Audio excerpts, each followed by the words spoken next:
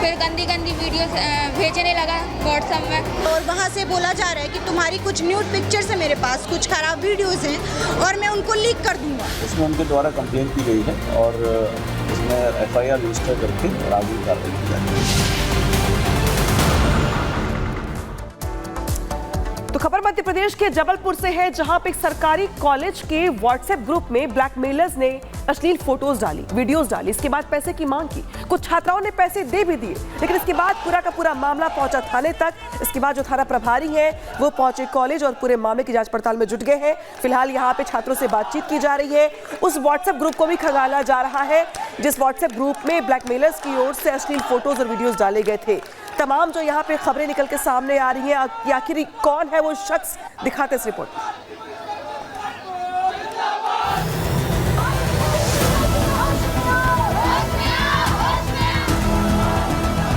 पहली बार मेरे साथ ऐसा हुआ तो मैंने डर की वजह से 1500 रुपए कर दी रही। नंबर्स लीक हुए हैं, ये कॉलेज ग्रुप से लीक हो रहे हैं। सरकारी गर्ल्स कॉलेज में ब्लैकमेलिंग का धंधा। वीडियो भेजकर कॉलेज गर्ल्स पर डाला जा रहा फंदा। जबलपुर के एक सरकारी गर्ल्स कॉलेज में छात्राओं के साथ अश्लील वीडियो कांड से पूरे मध्य प्रदेश में हड़कंप मच गया है। एक के बाद एक कई छात्राओं को फोन कॉल्स आ रहे हैं और उन्हें उनके अश्लील वीडियो वायरल करने की धमकी देकर ब्लैकमेल किया जा रहा है। उनको फोन आया, एक नंबर से आया, दूसरे नंबर से, तो वो पुलिस की वर्दी में था एक लड़का। अब ये नहीं था, वो पता नहीं था कौन है, वीडियो पुलिस वाला था या पता नहीं कौन, मुझे नहीं पता, पर पुलिस की वर्दी में था। वीडियो कॉलिंग किया था जब मेरे पास। तो बोलता है तुम्हारे नाम से कंप्लेंट आई है पुलिस में यहाँ जबलपुर थाने से।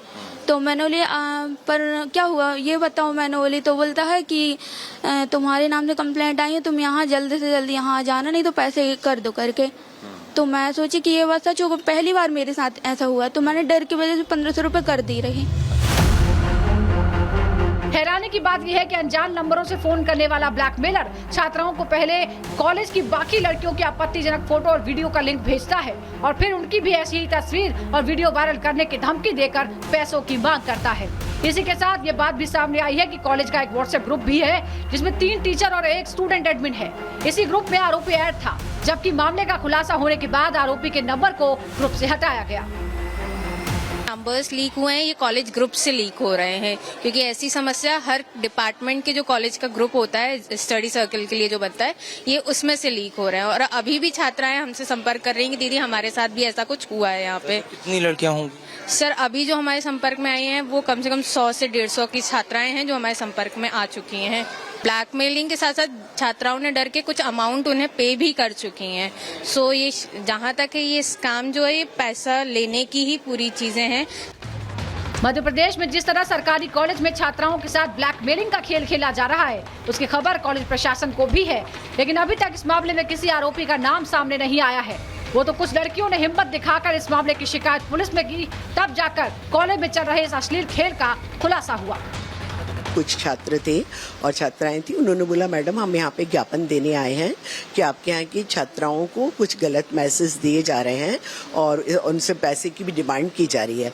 तो मैंने बोला कि आप मुझे दे दीजिएगा, और जब उन्होंने मुझे दे दिया तो उसके बाद फिर मैंने अपने कॉलेज से रिपोर्ट बनाई और मैं मदन महल थाना, महिला थाना, क्राइम ब्रांच, SP सारे जगह मैंने जाके रिपोर्ट दे दी। और उसके बाद जो लड़कियां सामने आई थी, जिन लोगों ने अपने मोबाइल नंबर भी बताए थे, वो भी उसमें नोट किया और सर के पास रिपोर्टिंग करके आ गई हूँ। उस पर कार्रवाई ही हो रही है। इस मामले में सबसे चौंकाने वाला खुलासा यह है कि कॉलेज की लड़कियों को ब्लैकमेल करने के लिए ज्यादातर व्हाट्सएप कॉल का इस्तेमाल किया गया। हालांकि छात्राओं की शिकायत पर केस दर्ज कर लिया गया है, लेकिन हैरानी की बात यह है कि ब्लैकमेलर्स छात्राओं को फोन करके उनके घर पुलिस भेजने की धमकी भी दे रहा है। आप लोगों के पास 3 ऑन रिकॉर्ड आया, लेकिन वहाँ बता रहे हैं 100 से ज्यादा लड़कियां जिनको ब्लैकमेल किया गया। अभी बच्चों से, क्योंकि कल शाम को लेट ज्ञापन मिला था, इन्फॉर्मेशन मिली थी, उसके बाद अब हम लोग वर्क कर रहे हैं। सभी बच्चे जो आज, क्योंकि सब डे स्कॉलर्स थे अधिकांश, तो अब सबसे बुला के पूछताछ करके आगे कार्रवाई। ये नंबर कितना हो सकता है, कितनी लड़कियां हैं जिनको ब्लैकमेल किया? इन्वेस्टिगेशन के बाद ही बताया जा सकता है। फिलहाल मिल रही जानकारी के मुताबिक ब्लैकमेलर्स अब तक करीब 70 से ज्यादा लड़कियों को टारगेट कर चुके हैं, जिसमें कुछ लड़कियों ने हिम्मत दिखाकर शिकायत दर्ज कराई है। फिलहाल जबलपुर पुलिस का साइबर सेल इस गैंग के किंगपिन तक पहुंचने की कोशिश में लगा है, लेकिन ये बात भी तय है कि अगर मामले का खुलासा जल्द न हुआ तो ये मामला आने वाले दिनों में सरकार की बड़ी मुसीबत बन सकता है। Bureau report, Republic Bharat. और अब बात करेंगे बांग्लादेश में हिंदुओं पर हो रहे अत्याचार की।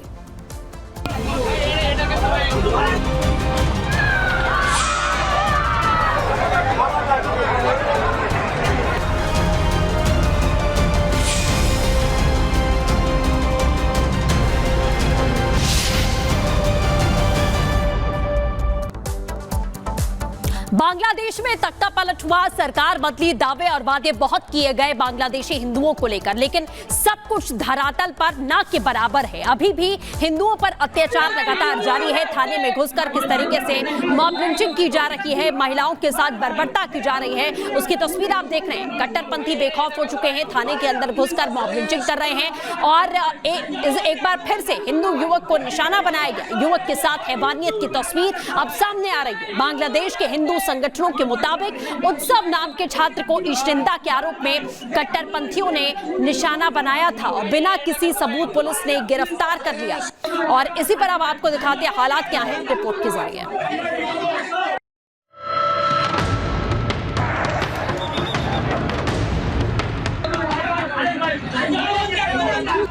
खून से लथपथ फर्श पर पड़े इस युवक का नाम उत्सव मंडल है।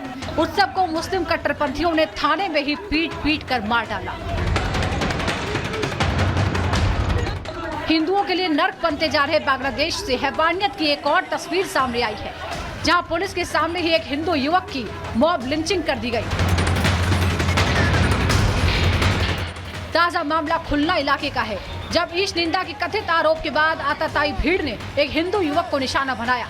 दावा किया जा रहा है कि पीड़ित युवक ने सोशल मीडिया पर कुछ आपत्तिजनक टिप्पणियां की थी। हालांकि आरोपों की पुष्टि नहीं हुई, लेकिन सिर्फ अफवाह के आधार पर कट्टरपंथियों की भीड़ ने युवक को पकड़ लिया और उसे पीटते हुए थाने ले गई। थाने के अंदर ही मुस्लिमों की भीड़ ने युवक की बेरहमी से पिटाई की। दावा किया जा रहा है कि भीड़ की पिटाई से युवक बुरी तरह जख्मी हो गया, जिसके बाद उसकी मौत हो गई। हैरानी की बात यह है कि वारदात के वक्त थाने के अंदर पुलिसकर्मियों के साथ ही सेना के जवान भी मौजूद थे, लेकिन किसी ने भी आतताइयों की भीड़ को रोकने की कोशिश नहीं की। भीड़ युवक को पीटती रही और पुलिसकर्मी तमाशा देखते रहे। इस घटना की तस्वीरें अब सोशल मीडिया पर वायरल हैं। बांग्लादेश में अल्पसंख्यक हिंदुओं के खिलाफ हिंसा की रोज नई वारदातें हो रही हैं। मेमर सिंह डिवीजन के नेत्रकोना इलाके में भी हिंदू मंदिरों को मुस्लिम कट्टरपंथियों ने निशाना बनाया। बताया जा रहा है कि देर रात मुस्लिम हमलावरों की भीड़ ने मंदिर पर हमला किया और उसकी पवित्रता को भंग कर दिया। इस दौरान प्रतिमाओं को खंडित भी किया गया। सवाल ये नहीं कि बांग्लादेश में मुस्लिम कट्टरपंथी हिंदुओं के खिलाफ हमले कर रहे हैं, सवाल ये है कि मोहम्मद यूनुस की सरकार कर क्या रही है। आरोप है कि यूनुस सरकार कट्टरपंथियों की कठपुतली की तरह काम कर रही है। क्या यूनुस की तरफ से कट्टरपंथियों को शह मिली है? यूनुस सरकार की पुलिस से डरते क्यों नहीं कट्टरपंथी? मुस्लिम कट्टरपंथियों पर एक्शन क्यों नहीं ले रही है सरकार? सुरक्षा के आश्वासन के बावजूद क्यों नहीं थम रहे हैं हमले? स्थानीय स्तर पर पुलिस और सुरक्षा बल क्यों आंख मूंदे हुए हैं? आपको बता दें कि 5 अगस्त को हसीना सरकार के तख्ता पलट के बाद बांग्लादेश में हिंदू विरोधी हिंसा का दौर जारी है। सत्ता परिवर्तन के 1 महीने बाद भी मुस्लिम कट्टरपंथियों के निशाने पर हिंदू समुदाय के लोग हैं। तकरीबन हर रोज देश के किसी न किसी कोने में हिंदुओं पर हमले हो रहे हैं, लेकिन बांग्लादेश की कानून व्यवस्था की जिम्मेदारी जिनके कंधों पर है, उन्होंने मुस्लिम कट्टरपंथियों के आगे सरेंडर किया हुआ है। Bureau report, Republic Bharat. तो सवाल